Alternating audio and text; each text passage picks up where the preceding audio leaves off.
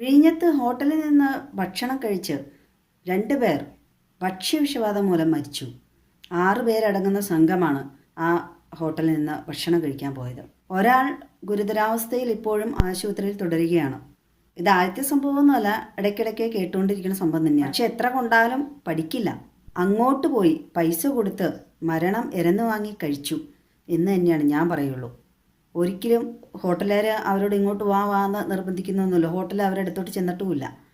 പരമാവധി ഹോട്ടലിൽ നിന്ന് ഭക്ഷണം ഒഴിവാക്കുക എന്ന് തന്നെയാണ് പറയാനുള്ളൂ. എന്തുകൊണ്ട് ആ ഹോട്ടലിൽ കൊടുക്കുന്ന പൈസ ഉപയോഗിച്ച് വീട്ടിൽ ഉണ്ടാക്കി കഴിക്കാവുന്നതല്ലേ ഉള്ളൂ.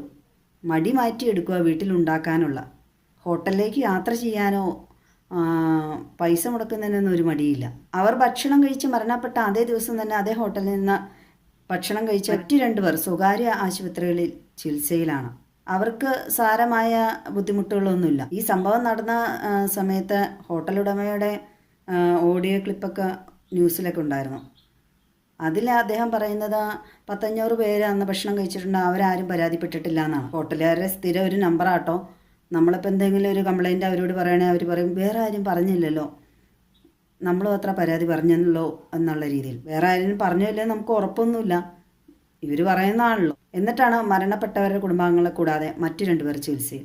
മീൻ മുട്ട കണവത്തോരൻ എന്തൊക്കെ അവർ കഴിച്ചു എന്ന് അവർക്ക് തന്നെ നിശ്ചയമില്ല. കുറേ ഐറ്റങ്ങളുടെ പേര് പറഞ്ഞിട്ടുണ്ട് ഈ 6 അംഗ സംഘത്തിലെ അവരുടെ ഭക്ഷ്യവിഷബാധ ഏൽക്കാത്ത കണ്ണൻ എന്നൊരാളുടെ അഭിമുഖത്തിൽ. ഒരുപക്ഷെ അവരുടെ ആ ഉമ്മ പ്രായമായ സ്ത്രീയാണ്, അവർക്ക് പ്രായാധിക്യം കൊണ്ടെന്ന് ഏറ്റതായിരിക്കാം ഭക്ഷ്യവിഷബാധ. ചിലവർക്ക് സ്ലോലി ആണല്ലോ പോയിസൺ ഏൽക്കുള്ളൂ. അവരുടെ മരുമകനും മരണപ്പെട്ടു, അതും ഈ ഭക്ഷ്യവിഷബാധ തന്നെയാണെന്നാണ് ഇപ്പോൾ ന്യൂസിലൊക്കെ സ്ഥിരീകരിക്കപ്പെട്ടിട്ടുള്ളത്. ഒന്നാമത് ഒരു ഭക്ഷണം കഴിച്ച സമയം നോക്കണം, പാതിരാത്രിയാണ്. ശരിക്കും അരവയർ ഭക്ഷണമാണ് നമ്മൾ രാത്രി അത്താഴം എന്നുദ്ദേശിക്കുന്നത്. കിട്ടുന്നതെല്ലാം വലിച്ചുവരി ഭക്ഷിക്കാം എന്നൊക്കെ വിചാരിച്ചാലും അമിതമായാൽ അമൃതും വിഷമാണെന്നാണ്. ഭക്ഷണം അമിതമായിട്ടുണ്ടെങ്കിൽ വിഷമയമാണ് എന്നാണ്. ദഹിക്കാനുള്ള ബുദ്ധിമുട്ടുണ്ടാവും. പിന്നെ ഇവർ ഭക്ഷിച്ച് മീൻ വിഭവങ്ങളൊക്കെ ആണല്ലോ ഇപ്പോഴത്തെ കാലത്ത്.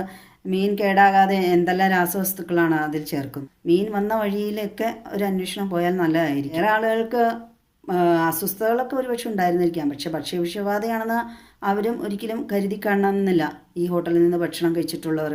ഹോട്ടലുകാർക്ക് പല ന്യായങ്ങൾ കാണാം പറയാനായിട്ട്. ആ 6 അംഗ സംഘത്തിൽ അവർക്ക് 2 പേർക്കോ അല്ലെ അവർക്ക് 3 പേർക്കോ ആണല്ലോ വിഷബാധ ഏറ്റുള്ളൂ, ഒരു വയറിന് പ്രശ്നം ഉണ്ടായുള്ളൂ എന്നൊക്കെ പറയും. പക്ഷേ ഓരോരുത്തരുടെ ആരോഗ്യസ്ഥിതി അനുസരിച്ച് ഓരോന്നും ഏൽക്കുന്ന വ്യത്യാസം ഉണ്ടാകാം. ഹോട്ടലിൽ തന്നെ ഫ്രിഡ്ജിലൊക്കെ വളരെ നാളുകൾ സൂക്ഷിച്ചിട്ട് പാചകം ചെയ്ത് കൊടുക്കുന്നതായിരിക്കാം.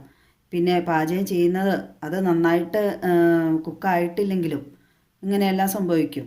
ഞാനൊക്കെ പരമാവധി വീട്ടിലെല്ലാം സ്വന്തമായിട്ട് ഉണ്ടാക്കി കൊടുക്കും. മാക്സിമം ഹോട്ടൽ ലൈസൻസ് ഇല്ലാതെ പ്രവർത്തിച്ചിരുന്നതാണ്, നഗരസഭയുടെ അനുമതിയില്ലായിരുന്നു എന്നൊക്കെയാണ്. ഇപ്പം നമ്മൾ ഹോട്ടലിൽ ഭക്ഷണം കഴിക്കാൻ പോകുന്നവർക്ക് ലൈസൻസ് ഉണ്ടോ, നിങ്ങൾക്ക് നഗരസഭയുടെ അല്ലെങ്കിൽ പഞ്ചായത്തിൻ്റെയോ എവിടെ അനുമതി കിട്ടിയിട്ടുണ്ടോ എന്നൊക്കെ അന്വേഷിച്ചുകൊണ്ട് ഭക്ഷിക്കാൻ കഴിയില്ല. അതുകൊണ്ട് നമ്മൾ പരമാവധി നമ്മൾ പോകാതെ ഇരിക്കുമെന്ന് നമ്മൾ തന്നെ സൂക്ഷിക്കുക. ഇപ്പോഴത്തെ ഈ ആവേശത്തിലെ ന്യൂസ് കേൾക്കുമ്പോൾ തന്നെ ഭക്ഷ്യസുരക്ഷാ വകുപ്പ് ഉദ്യോഗസ്ഥർ ഉണർന്ന് പ്രവർത്തിക്കും. വളരെ ഇതിന് ആവേശമൊക്കെ അങ്ങ് കെട്ടടങ്ങി കഴിയുമ്പം അവരുടെ അഡ്രസ്സ് പോലും കാണില്ല. ഇതുപോലെ ഭക്ഷ്യവിഷബാധ വാർത്തകൾ വരുമ്പോൾ മാത്രമല്ല അല്ലാത്തപ്പോഴും അടിക്കടി ഇതുപോലെ ഹോട്ടലുകളിൽ പരിശോധനകൾ ഭക്ഷ്യസുരക്ഷാ വകുപ്പ് കർശനമാക്കുക. ഭക്ഷ്യസുരക്ഷയുമായി ബന്ധപ്പെട്ട എല്ലാ വകുപ്പുകളും ഉണർന്ന് പ്രവർത്തിക്കുക. ആ ഒരു ഉണർവില്ലാത്തതുകൊണ്ടായിരിക്കാം ഒരുപക്ഷെ അടിക്കടി ഇതുപോലെ ഭക്ഷ്യവിഷബാധ മരണങ്ങൾ കേട്ടുകൊണ്ടിരിക്കുന്നത്.